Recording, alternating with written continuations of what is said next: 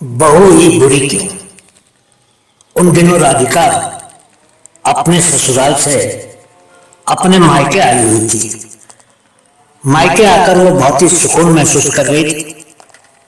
एक दिन जब राधिका अपनी माँ से बातें कर रही थी, कविता मौसी भी आ गई।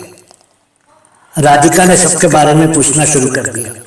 मौसी, सुनैना कैसी है? कविता मौसी ने झिझकते हुए कहा, कैसी होगी? मायके आकर बैठी हुई है, ससुराल में झगड़ा करके आई। और फिर ये आजकल की लड़कियों को तो ससुराल वालों के साथ बनाकर रखना आता ही नहीं। राधिका ने फिर कहा, और सुमित्रा दीदी कैसी है? मौसी ने कहा, सुमित्रा की तो छोड़ो ही, नौकरी क्या कर रही है, ऐसा लगता है कि सभी घर वालों पर एहसान कर रही है। दिन को बच्चों को डे केयर में छोड़ जाते, ऐसे पैसों का भी क्या लाभ? उसकी बेचारी सास को ही घर के सभी काम करने पड़ते हैं।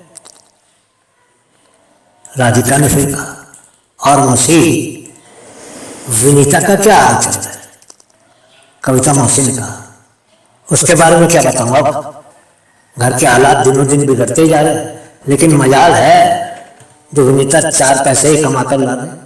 सास और बच्चों में उलझी घर पर ही पड़ी रहती है, क्या फायदा विनीता की इतनी पढ़ाई लिखाई का? राधिका ने फिर कहा, अच्छा ये बताइए कि अनामिका भाभी का क्या हाल है?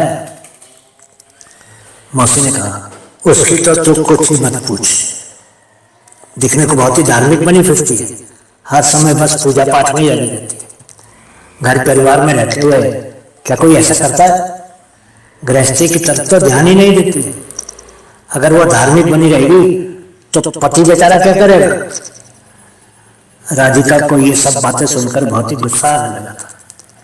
उसने कविता मौसी से कहा, मौसी, बहू से क्या उम्मीद करती हैं आप? बहू के सिवा तो आपको सभी लोग बेचारे ही लगते हैं।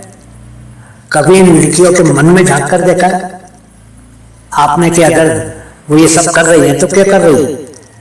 आपको जो दिखता है बस उसकी बुराई शुरू कर देती है समाज में।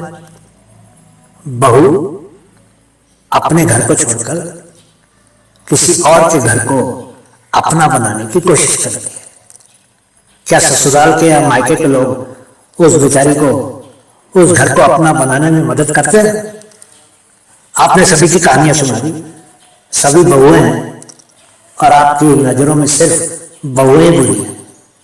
ऐसा क्यों करते हैं हम लोग मौसी?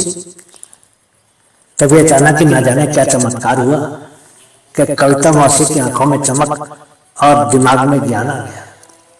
वो तुरंत ही अपनी बहू को फोन करके बोली, बेटी, आज दफ्तर से घर आने में जल्दी मत करना, काम पूरा करके आना, कोई जल्दी नहीं है।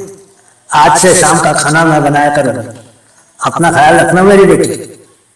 कहने के साथ ही कविता मौसी तेज कदमों से घर से बाहर चली गई और राधिका उनको हैरान देखती ही रह गई।